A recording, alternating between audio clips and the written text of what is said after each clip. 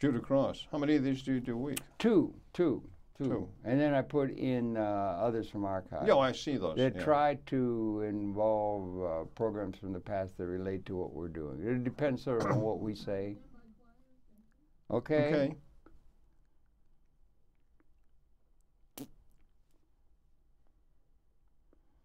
Well, here we are again.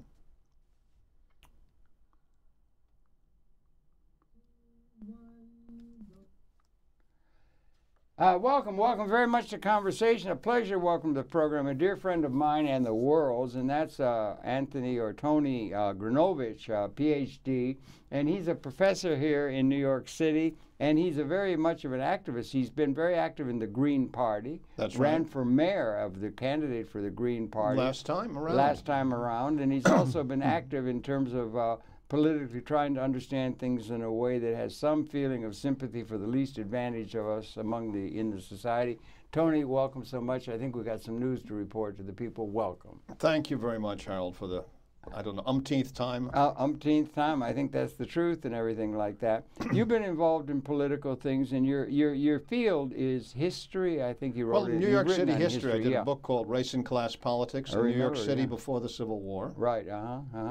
I edited the foreign policy writings of Oswald Garrison Villard, called the Dilemma of the Absolute Pacifist in the Two World Wars. Okay, wow. Now, that was something tough to do. Yeah, right. And you know, I'm working with the students as faculty advisor to student government, elected faculty advisor. Okay, that's right. You were elected by the student body or by the faculty? Or no, by the student government. By the student government. Every year they have an election. They decide who the faculty advisors should be. Well, that's interesting, isn't it? These are for extracurricular activities other than your teaching responsibilities. Well, yeah, I consider it an honor and a love to be able to work with students. Is there a good deal of that going on in our universities where the faculty are advising on, let's say, newspaper? We're going to talk about newspaper that you help put together and everything, but in general, not just the coursework or something, but faculty advising on how the students can be more effectively educating themselves and so forth. Well, the student government at Borough of Manhattan Community College has $1 million budget each year. That's serious money. Serious money, and they sponsor 70 clubs. Ranging from the chess club to the Resurgence in Christ to the Muslim club to the soccer club to the computer club. Is that characteristic of our universities across the country? Is there a degree of that kind of thing going on? You know, because that's extracurricular. Oh, there is extracurricular. Sure, a lot of them have extracurricular. Yeah. But these clubs, there's 70 of them. I think 60 this semester. That's at community college. This is Borough of Manhattan Community College. That's the one downtown, right? That's the one on Chambers Street. Right. Great school. We have the Tribeca Film Festivals there. We have state-of-the-art theaters that are huge. Tomorrow night is Cara Festa from 7 till midnight. Fabulous talent. Yeah. Better than any Broadway show. I bet you have some good partying going on at times. Well, I guess so. Yeah. But, and then that's not to talk about having a beer over, having a talk over a beer at the local saloon or something. Intermingling with the faculty and the students. Right. Well, mainly it's the students. It's a very diversified student body. 130 languages. Wow. At the school? At the school. Maybe more languages. Really? Yeah, because some of the African students teach 4 or 5 languages. I mean, speak 4 or 5 languages. They're the language of the imperial powers. Like French or English, and then various African languages. I saw a thing the other day. I just happened to look it up because I just came to my head. I was thinking on the subway or something. How many languages are there? And I typed in, how many languages are there in the world? We got 150 nations, right? Well, 200. Close to 200, 190. All right, 200. And we got that, and then we got sizable communities of 189 of them in the New York City area, which means almost everybody in the world is here, which makes this town so vibrant and good. Right. But I looked it up, and can you guess how many? And then you got linguistics. How do you define a dialect from a language and all that? But they came up with a number and so forth, and it seemed to be checked, and they had something like 6,900 languages, between 6,700 and 6,900 languages that do exist as separate languages in the world. And that's how many dishes there are in the Cantonese kitchen.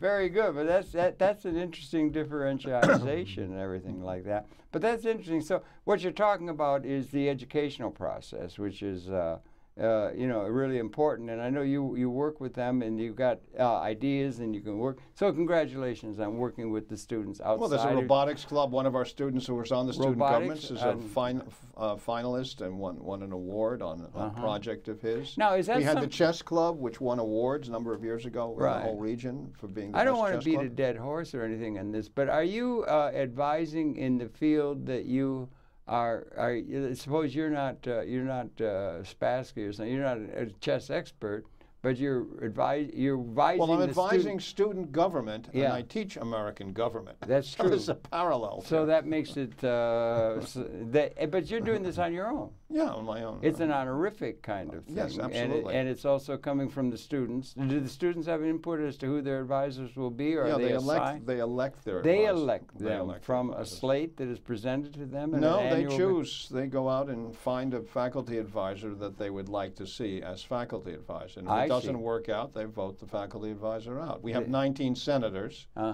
and four of them are chief executives: president, vice president, treasurer, and secretary. So, and they disperse the funds. The House of Clubs is in charge of all the clubs. Boy, that's something. Again, I don't want to beat a dead horse, but I'm just wondering if this is characteristic of our educational institutions across the nation or the world. You know, I think it varies from place to place. Probably would. We have a lot of student autonomy here.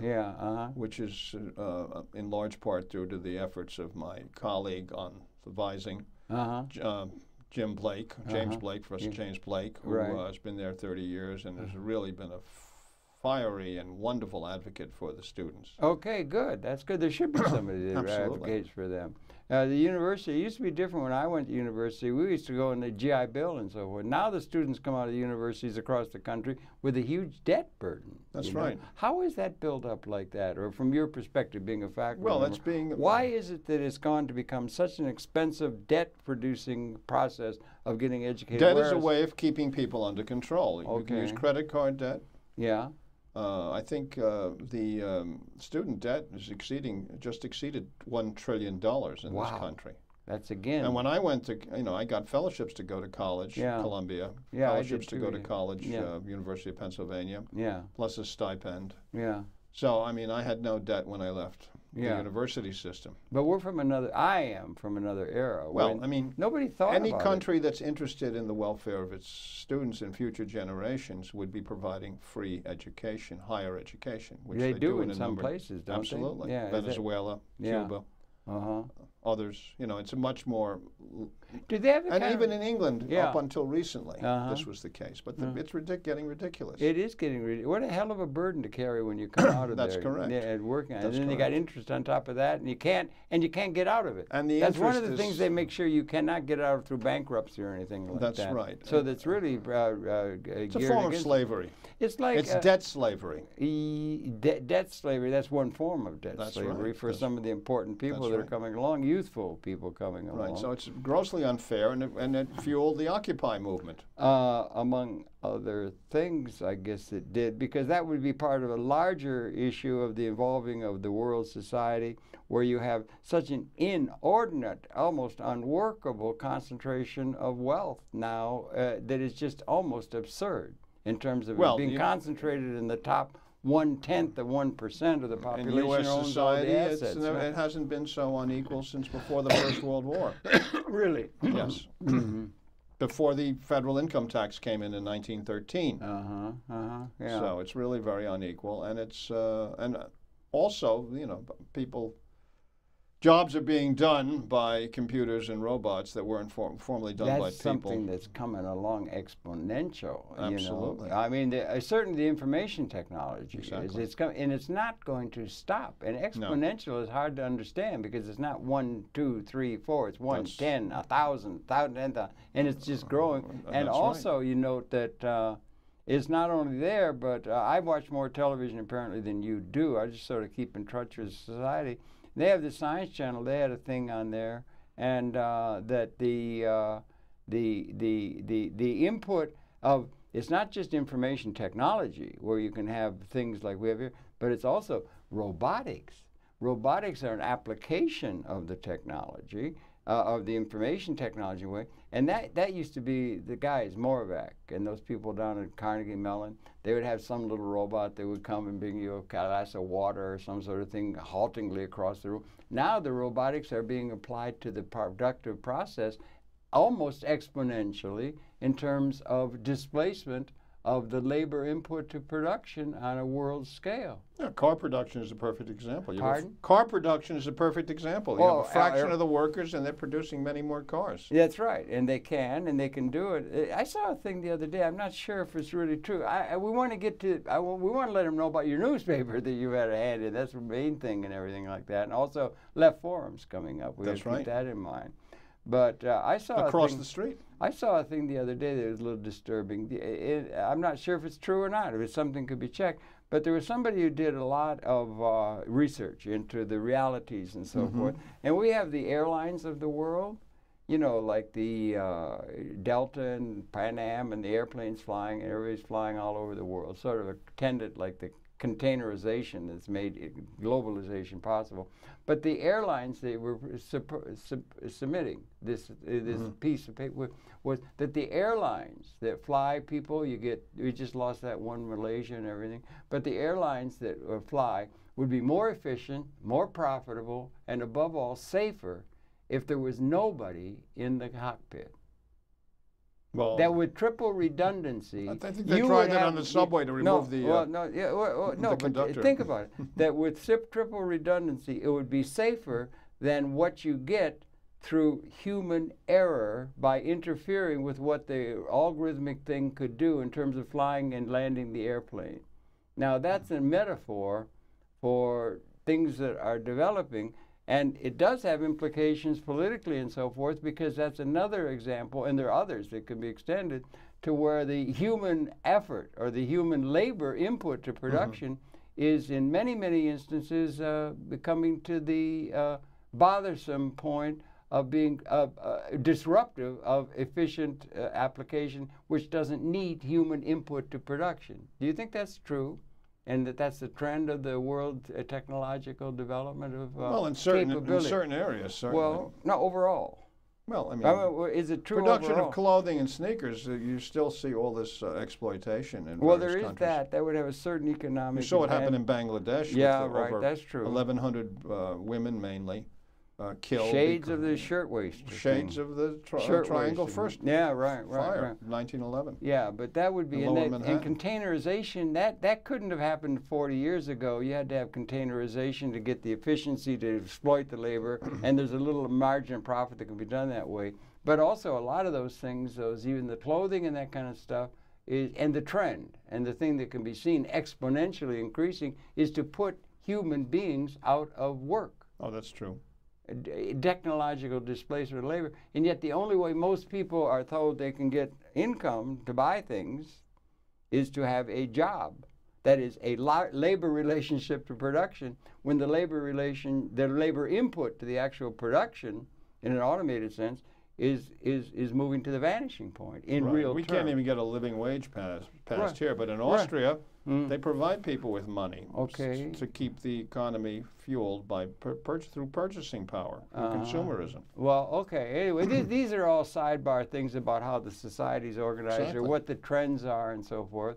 And we could go into that. But anyway, so it's good. Now, one of the things that we wanted to talk about with you, we've talked with you over the years, with many, many subjects. And you're you've got a strong sense of commitment to justice and this sort of thing, which I commend you for in your work you've been doing in that.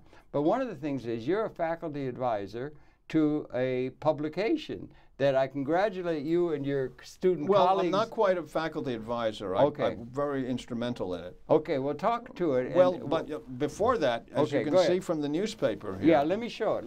I'll show it. If you can come in on my camera. This is just now, this week, I think. Came out Monday. It just came out Monday. This is the April 28th. Okay, talk to this and tell us what this is, and this major newspaper that is a student-produced. Or go ahead, talk to it. It's the BMCC Journal. For 3 years now, the Borough of Manhattan Community College has not had a newspaper, and you have to have a college newspaper. And people, yeah, I would think so. Yeah, just like you have to college colors and college masks. It's difficult to find students who want to do it. Okay. And I teach on Sundays morning. Teaching is my religion. Yeah. Sunday morning, and one of the students, and I put out a call every semester. Can we get somebody? Would you love to work on a newspaper?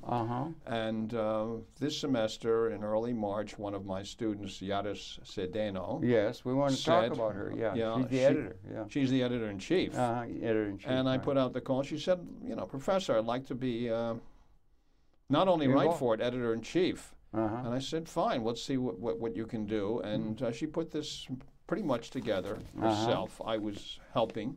But other people were helping. A couple of other faculty were listed in there.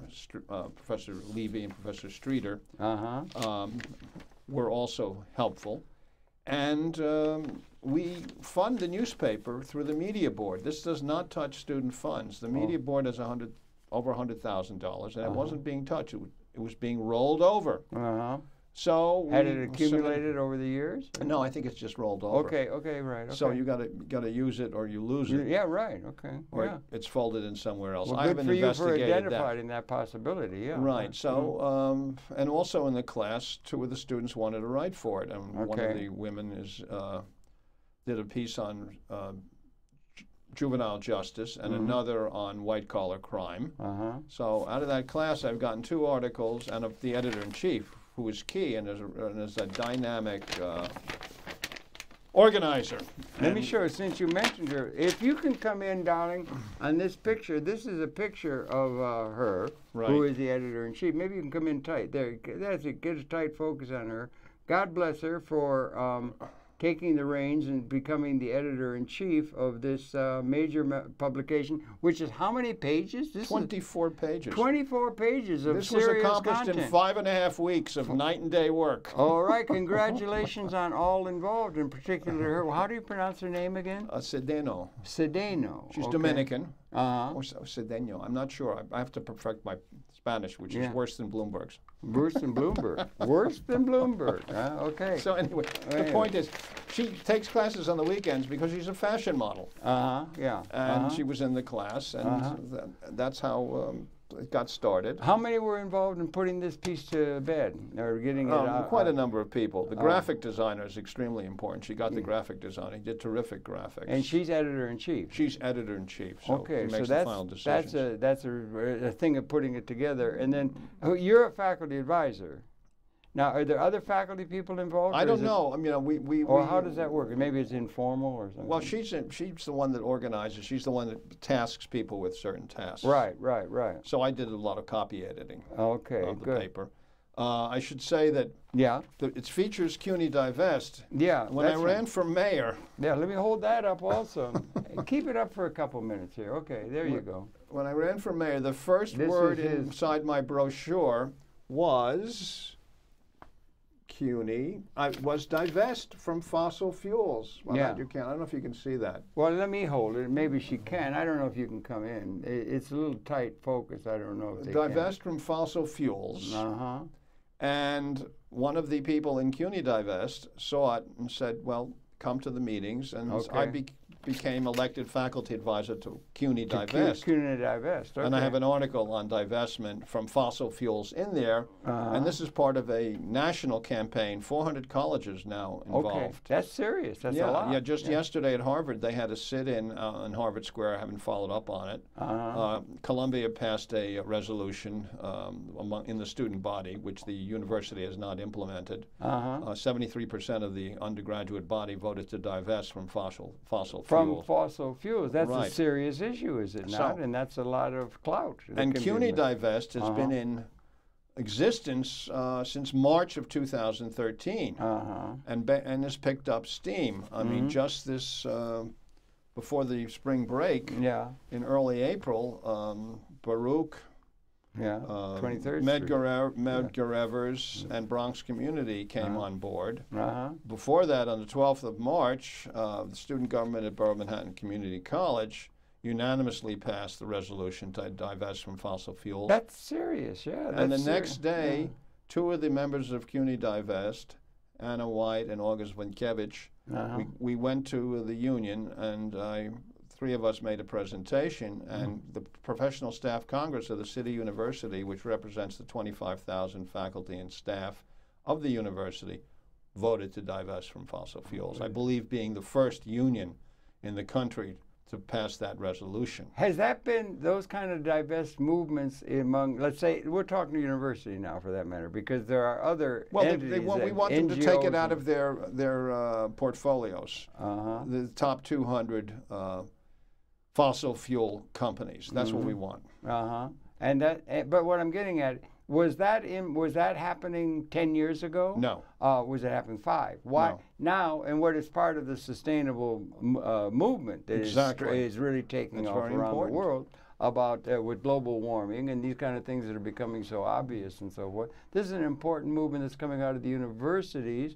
Are there other out of civil society? Yeah, are there civil society sister institutions and so forth that are joining in this divest of the fossil industries support by the political leadership? Well, I think Google has. I haven't been following too much. I mean, we now have about 10 components of CUNY, about 24 components that have passed resolutions, including the Graduate-Centered Doctoral Student Council, which was one of the first, the University Senate, which represents all the student bodies of the campuses. They did it first, and then the various campuses have followed through. Are those all student organizations or yes. a student thing? Is there something at the university level of faculty or general society people who are joining in this divest sentiment of the fossil industry in the name of global warming or needing to fight it and bring it up on the table? Well, I mean, also it's pollution. I mean, it introduces carbon dioxide into the air. And of course, we breathe oxygen, and trees create oxygen. Carbon dioxide is created by burning fossil fuels.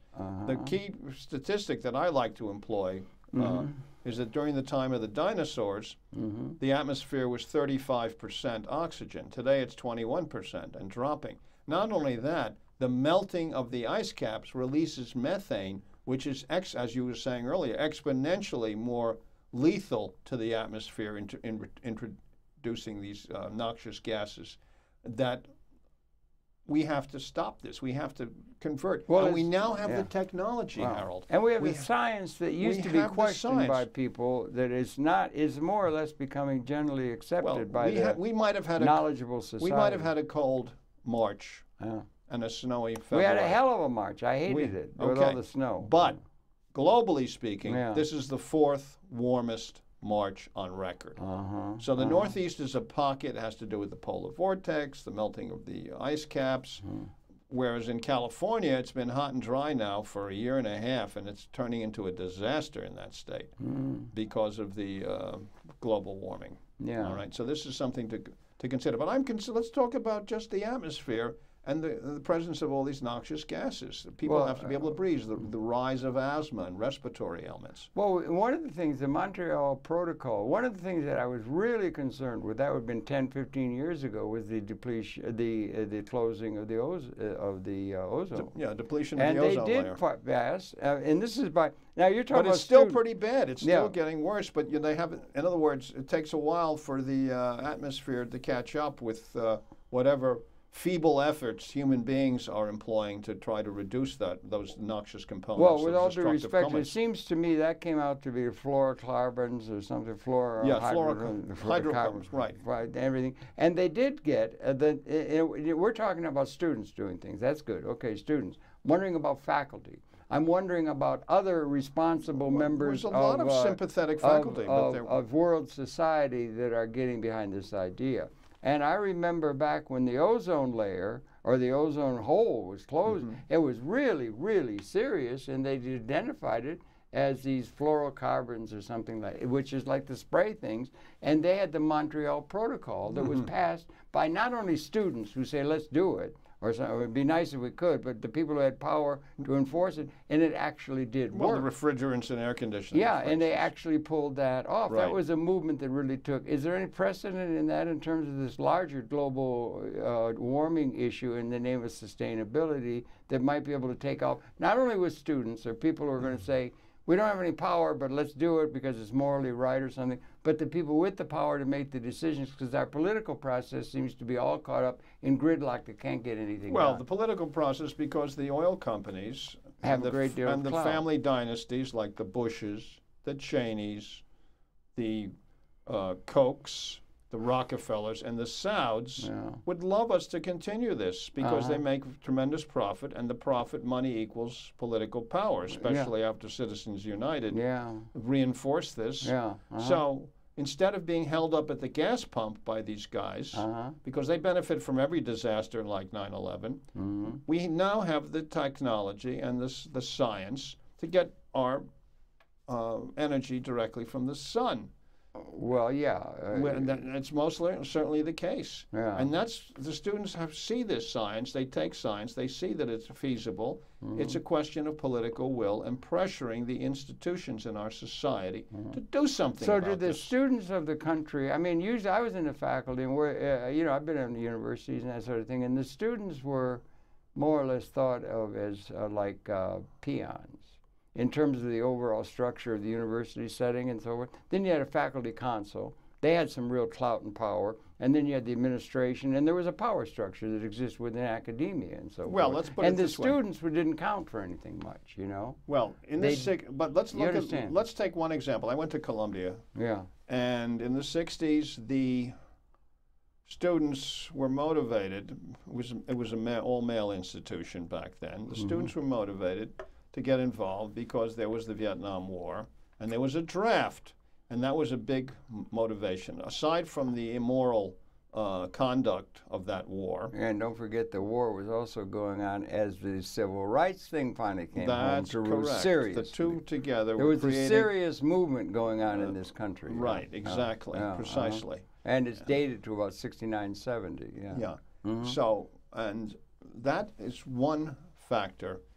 But at the time, at Columbia, for instance, there was no faculty senate. The faculty senate at Columbia arose out of the rebellion and the mass arrests. Thank you, Francis Fox Piven. 1968. And Mark Rudd, right? They right. closed the university down, I believe. That's right. Well, this was across the country. Right. And actually, the worst protests were not the 60s, but after the Cambodian invasion, whose architects, Nixon and Kissinger Shawcross, Lord Shawcross, William Shawcross, wrote a wonderful book called Sideshow in 1979 about the war in Cambodia, in which he says we have two people to blame for that war, Nixon and Kissinger. Well, but he amassed the evidence because he had connections in the Pentagon and elsewhere, and he presented a compelling case for the guiltiness of these two individuals in this effort. To narrow it down to them, but it was also part of the zeitgeist or something, because you could have blamed, in a certain sense, I'm thinking now just more comprehensively about the evolution. No, it was about containing China, as was the Korean War. Well, bigger than that. Korean War and Vietnam were both about containing China. But I'm suggesting something larger than that. You taught geography. I did geopolitics. I read McMahon. But the point is, you don't just look at a map. They bordered China. That's why those wars were occurring. Yeah, but what I'm suggesting is there's a thing called geopolitics, where you join geography and politics. I was in that's geography. What I'm doing. Well, all right. So I was, and you could also go, and if you look at the foreign policy decision-making process and so forth, that whole idea of geopolitics on a world scale was informed by, largely oil. George Kennan, and the X article that he wrote. I understand that spelled it out, the heartland and so forth. And so they had a view of geopolitics that said if you got the European plane, but you that's control picking up the story in the middle. No, but that's the context that informed the overall process. Oil was garbage until the Industrial Revolution. Obviously. And then oil was discovered in the Caspian Sea region at Baku in 1842. And the objective of a powerful economy like Germany, developed prior to the First World War, who had the same industrial output as Great Britain, was to get that Russian oil. Now you have to follow the boxing match between these great powers, and it's all about control of energy supplies, which is also what Ukraine is about. Because You know, we can link this all together. Well, I guess I'm energy. trying to spread the guilt larger than just one or two people who are evil. It's not that. Wait a minute, excuse me. I'm talking specifically about Cambodia and specifically the conclusions of Shawcross. Right. That was his conclusion. That was totally not necessary and resulted in the greatest student protests and casualties, anti-war casualties, in the history of the United States. Granted. 1970. Granted. I remember all that. Right, but I'm saying it was informed by McMahon back in the 19th century. There is geopolitical thinking among the power structures. Okay, whatever you're saying. There are larger contexts within which there are more people involved in a process by which the nations... I was just talking about Cambodia. Of course I recognize that. A larger But I'm talking the chief motor. The chief motive is oil and control of energy supplies. Well, who controls the energy supplies? Controls the planets. If you read the thing that informed the foreign policy thing coming out of that period was overwhelmingly George Kennan. George Kennan proposed the Mr. X article, the famous Mr. X article. That informed the foreign policy decision-making. I understand that. And so there's more blame to go around. Excuse me, but it was built on anti-communism because they No, it happened to be anti-communism, but it was somebody who'd gained control of the heartland. Right. And the heartland was seen like the world island. More specific. This was geopolitics. They saw that whoever controls the East European plain controls the heartland. That part of the Eurasian landmass invulnerable to sea power. You had sea power, land power. You had these kind of things. This is the way the strategic thinking went. And they saw a big... and then China fell in 1948, and they saw a big red amoeba coming out of the world island. I understand that. That informed but the point is... Not just... the point is... No. There's more blame to go around than a couple people who are evil. I didn't say that, Harold. Why are you putting words in my mouth? Well, I said Cambodia. I know, but that's what it was. Okay, no, that's down the road. We were talking about students getting involved in politics. Right. Baku has oil. The Germans needed oil. The First World War, the missing link in the chain was either Romania or Serbia. The war broke out in Serbia, and we had a world war. Actually, it was First World War, you're talking? First World War, yes. 1914. European. Well, that was a falling apart of the whole dynastic system that had Caucasians, well, no, not the oil dynasties. They persist today. The ones I mentioned: Bush, Cheney, Rockefeller, Saud, Koch. Okay. And they have a stranglehold over our economy. Okay, but and our politics. You talked about politics earlier.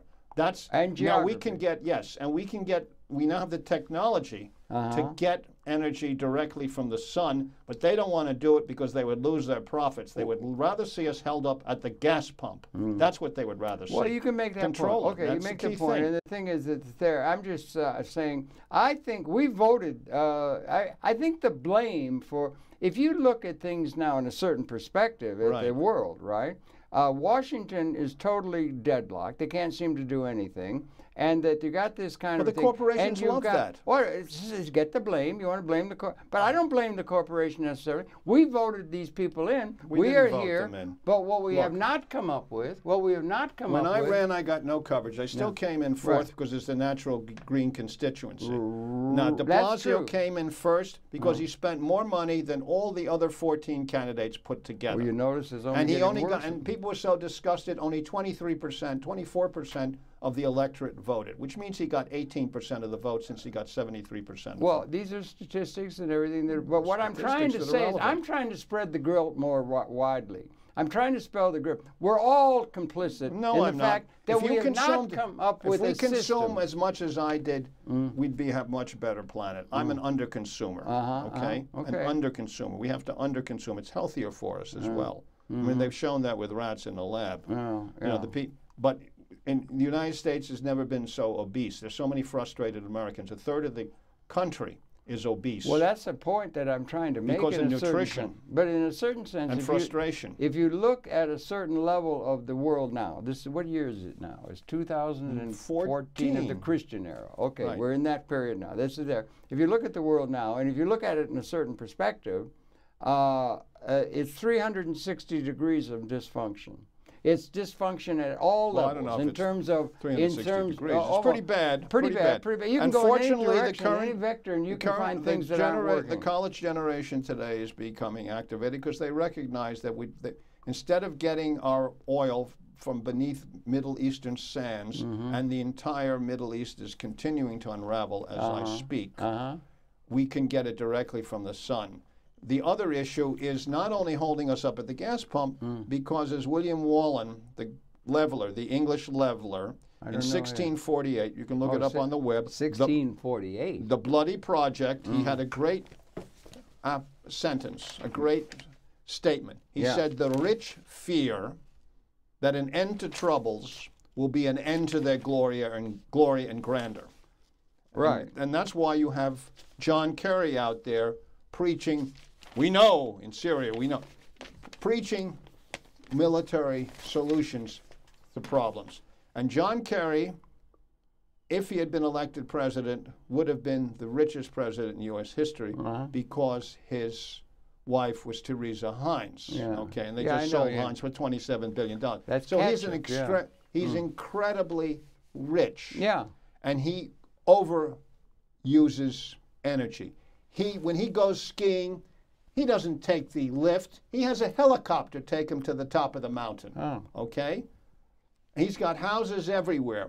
That's the kind of conspicuous wealth and greed that needs to be controlled. Well, it seems to me, okay, we're beating a dead horse here. No, we're not beating a dead horse. No, I am trying to beat a dead horse. When you use a helicopter to go skiing, that's a tremendous waste of energy. That's a specific example of dysfunction. But the point is, he is the point man for our foreign policy. He's going around the world as Secretary of State. My suggestion is we're all complicit in a certain sense. To a certain sense, yes. No, we're all complicit because we have not yet, with all of our intellectual capability and with all of our understanding of things and science and the things that are coming, the exponential use of technology and the fact that we can produce an overwhelming abundance of well-produced, ecologically good ways of relating to the people of the world and also the ecology. We've got all that there, and we have not yet been able to come up with a system that is adequate to what the future requires for the human society collectively. So that will collapse. So we're all complicit in not coming up with an understanding. People who are complicit who don't act. Well, no, but if you're going to act, but you want to act in terms of something that makes sense. One of the hang out with the student activists. One of the articles you got in here, this is an interesting magazine. I congratulate you enormously on it. Congratulate Yanis. She recruited many of these writers. Right. It's very diverse. Poetry.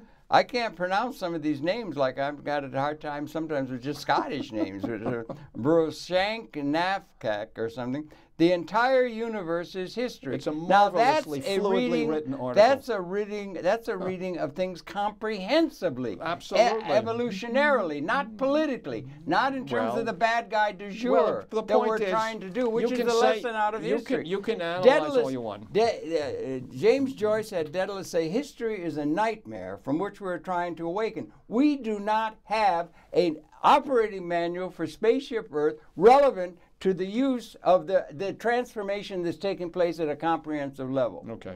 That's my point. We need that, and we don't have it. We don't have it. It's not there. Well, I'm a historian. History is... history is queen of the muses, and political history forms her crown. Well, geography's in there somewhere, but I don't know where Geography is important. Location, location. Yeah, right. That's true, certainly in the real estate market here. Right. Anyway, that's good. Are you optimistic for the human prospect? No. You are not. I'm a Gramscian in the sense that it's optimism of the will, pessimism of the intellect. Marvelous. Spell it out. Spell it out. You're thinking comprehensively. I mean, we've got, what are we here? 200,000 years we've been here, I guess. Right? We agree on that now. We know that now. There's 10,000 generations.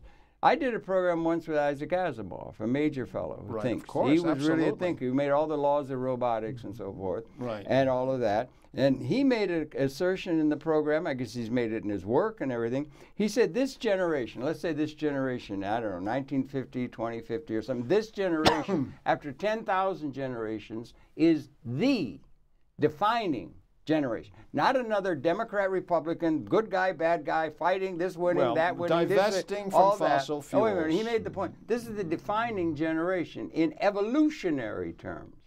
Because we're poisoning the planet. No, and we're poisoning ourselves. Well, wait. The cockroaches will survive. Do you think that? Well, that would be something that could be part of a negative. In that sense, yes. In that sense, I mean, we have. Do you realize we have weapons now that have, since about 1970, become, in their capability, apparently modeling and everything, but it's there. It's still there. Species lethal.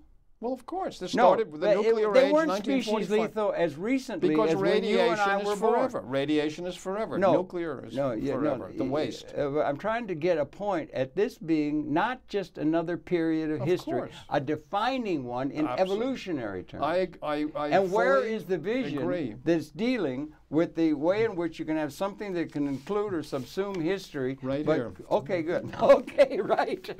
We're okay, well enough. Planet. That's well said by somebody who is actively oriented. And well, so I mean, forth. these are the student activists, and they're a marvelous, diverse bunch representing and many campuses within CUNY and also nationally. Yeah. And I mean, even at NYU, they have NYU Divest, and Columbia, I shouldn't say even at NYU, but at NYU, John Sexton, who's the president, promised to meet with them personally before the end of the term. So this movement is really exploding, and it makes me happy. Okay, good. Okay, very happy. That would. So then you think that that would be part of? I asked you in general terms. Are you optimistic, pessimistic? We have on one hand the ability to destroy what could be seen as the leading edge of consciousness and universe, which is the Homo sapiens species, which we did not have when you and I were born. Of course, we did not destroying have that oxygen makes it impossible for humans to exist. No, we didn't have that capability. Not destroying oxygen, that wouldn't do it, but what would do it would be the weapons. Well, and weapons and too, geopolitics and political legitimacy throughout all the history, whether it's Nebuchadnezzar or Egypt or Rome or the dynastic states, the thing that gave legitimacy to one particular group who would do it is whoever had the biggest club, could hit other people on the head and take over and establish a legitimacy, have soldiers to assert their. That's how it was established. To postulate a pun. The nuclear club, even one of the members of the nuclear club is sufficient to make life impossible on the planet. Wait, spell it out. What you're saying? I'm not sure what you're saying. Well, the countries that have nuclear weapons. Well, yeah, but they do have them. And they can poison the atmosphere. I'm just saying. No, that poison the atmosphere, not that. It's the unleashing of the destructive capability and the spasm of irrational hatred that developed like in 1914, ununderstandable. But the point is that something when you say you're pessimistic that might happen? We're going to wipe out the species and the species? We're wiping out the species because we don't have vision. We don't have vision of a way of We have the vision. This is the vision. We don't have the political will because our politics is dominated by money. The money of the Koch brothers, for instance. They pollute politics with their Ku Klux oily vision, which is not a vision at all. It's a nightmare. That's the thing. Oil is a carcinogen. Plastics, every particle of plastics that's ever existed is in existence right now. And then plastics is a derivative. There is more than twice the size of Texas mass of particles in the Pacific. Yes, I know. I saw that. And this is frightening. And plastic is bad. And there's a component. So yes, as things are proceeding right now, we are doomed. Unless we divest from fossil fuels. If we divest from fossil fuels, we'll be okay. Do you think? Is that the answer? Late. That's the answer? No, that's one very important component of the answer. What about justice and things? Exactly. Redistribution of wealth. Do we have a way of doing that? The rich are environmentally unsound. When Kerry takes a helicopter to ski, that is destructive of the environment. So we want to blame the rich for the problems their greed. I just said the greed of the rich. I would just say that the English Revolution was brought on.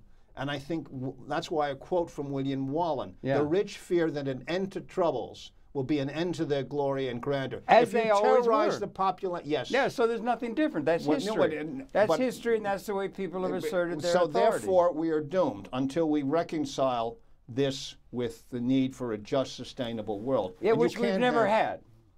There's never had that. I mean, we don't have it now, and we never have. Let's put it this way. That's the point. We're all guilty. It took 4 hurricanes in Cuba in 2004 and 5 for them to get off the grid and have and I will quote from the newspaper, this is the World Wildlife Fund. Okay. Yeah, right. This is very important. The UN, I write here, ironically, the embargo that Washington imposed upon Cuba led the island nation to take the lead in achieving sustainable development. According to a calculation that combines the United Nations Human Development Index, the HDI, yeah, right, that's a good with the ecological footprint, quote, Cuba is the only country on the planet that is approaching sustainable development, end quote. Okay. That's interesting. It accomplished the feat through the introduction of Revolution Energetica, an energy conservation program introduced in 2007. But it took a catastrophe, a quadruple catastrophe, 4 hurricanes to destroy their grid. And because they're centrally controlled, the economy on the national level, they were able to pull it off. Yeah, right. But that's what it took. It was interesting. A disaster. And this is the World Wildlife Fund. World Wildlife. That's good. And that index, that human index, is really important. HDI is key. Yeah, it really is. I agree with you that. And it was really interesting when Katrina hit. He volunteered to have people come. He knew how to deal with it, and then we refused to let him come because he's some sort of evil empire. They wanted to whiten New Orleans. George Bush did.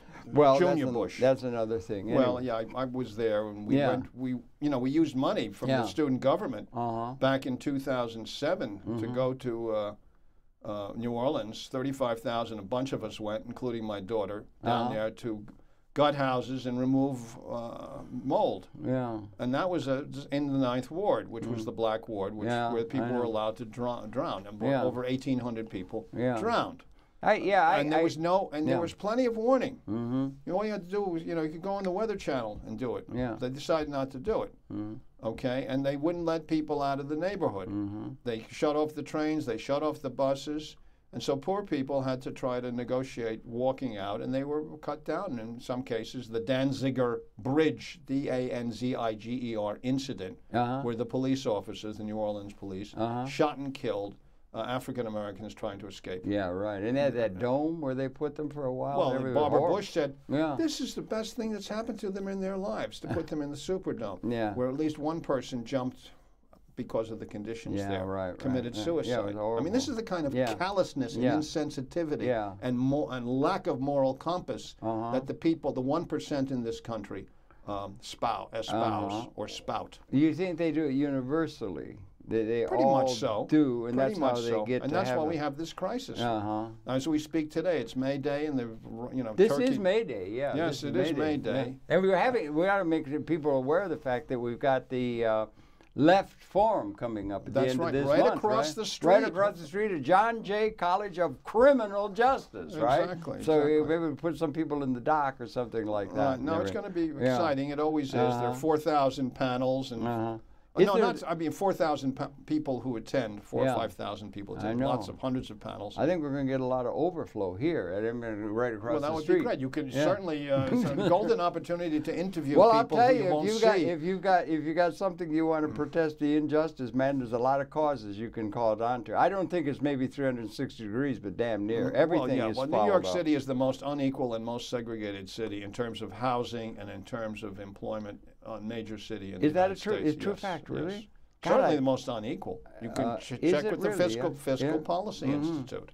God, I wonder. 'Cause I love New York. It started under Giuliani and truly accelerated under Bloomberg, which is one of the reasons why I entered the race. Yeah. The Green Party. Yes. Yeah. Right. As the candidate. You got the Green Party, you have the Libertarian Party, but it's still the two-party system, more or less. It's been a two-party system ever since the beginning. Yeah. Right. The contest between the federal government and the states, which and it's of course there. erupted in the Civil War. It seems to me like it's practically gridlock. They can't seem to get anything Well, it doesn't make any difference to the people. You got all this, what do you call it, this Tea Party right wing taking over the House, and they can't get anything done, and it's gridlocked, and they can't get hardly anything done. Well, when the Democrats have the opportunity to rule, they don't do anything either. Well, you saw what happened in the state Senate. What I'm trying to do is pass the blame around. I mean, I'm trying to say I'm a third-party advocate. The two-party problem is two-party Monty. And then they have these phony third parties like the Working Families Party, which gets Democratic Party money and over 90% of the time endorse Democrats.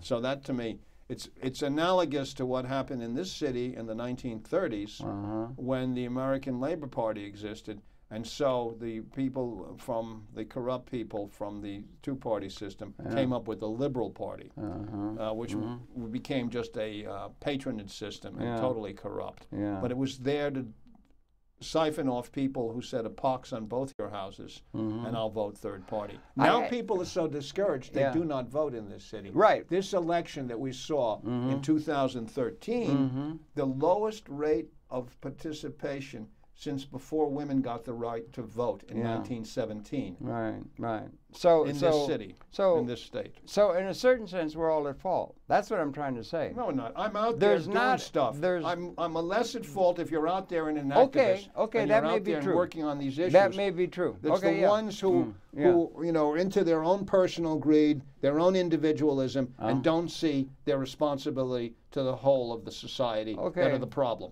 Okay. Now I wonder if we can come back, and I appreciate that there's a lot of causes you can do it. It's certainly going to show up at the Left Forum. Every institution is under the gun practically in the whole world, and everything. Well, every public institution. There's a concerted attempt to privatize the public sector. Right. Whenever there's a problem in the private sector, they come running to the public for help. But when they're making money, they never give anything out. Right. It's what we call, and I'm not inventing any new terminology here, socialization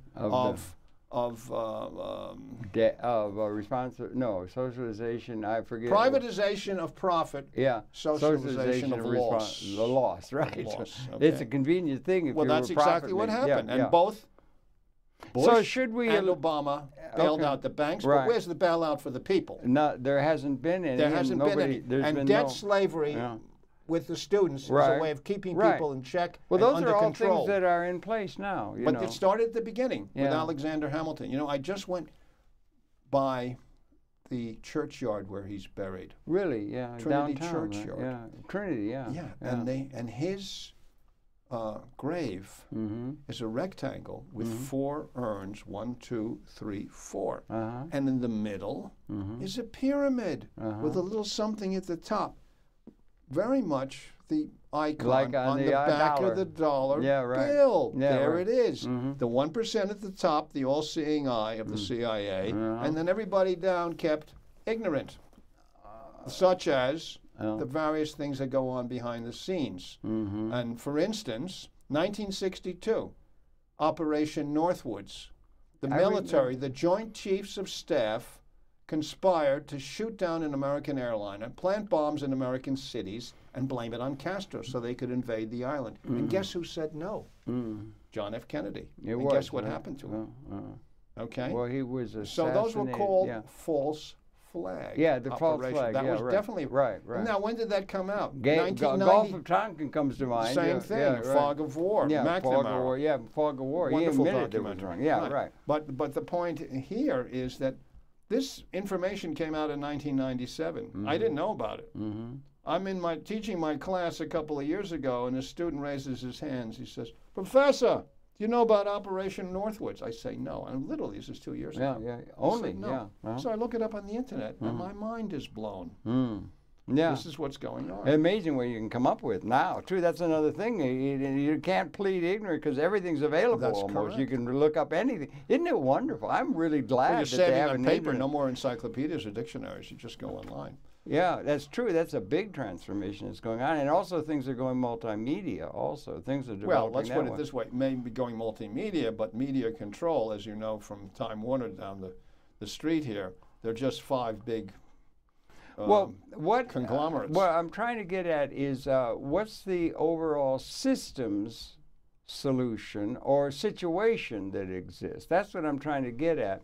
I posit on one side the fact that we've got a defining generation, not politically, not historically, but evolutionarily. And that one vector of the capability, the extended capability, which is outer consciousness and being able to make the environment different, is one vector is on the destructive side, which is, it seems to me, a point, and the modeling, in '62 when I thought I was going to die when they had that Cuban Missile Crisis, came within a hair's breadth of destroying civilization. It was just absolutely incredible. But there would have been some straggling survivors if there was an unleashing of that. Yeah, but a poisoned planet. Well, and they would not have survived for long. No. Except for the cockroaches. Now you're making the point. The point being is we were impotent evolutionarily in the Second World War. We were trying to kill each other as best we could, Dresden and all the rest, and firebombing and killing and all ginned up patriotism and all of that. We were impotent at that level of species. Now that's a major on a vector, let's say destructive scenario, that is characteristic of this time, this generation, this now, not some historical pattern. On the other side, what would be an equally significant on the positive side, say yin-yang, some sort of thinking about universe, evolution, everything, string theory or everything like that. But what would be the averse side of the destructive scenario that might be in a balance People developing a collective sense of responsibility. You're trying to truncate it, if I may. Sure. What would be the capability?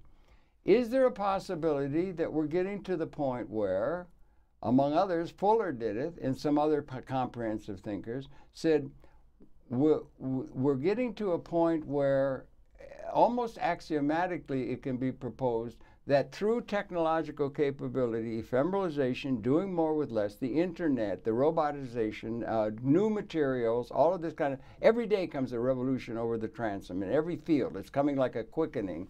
That we may be actually, there's a greater percentage of the world population in terms of capability than there ever has been developed. That we're getting a higher percentage of the world population in terms of capability, not the reality, the capability, the ontology.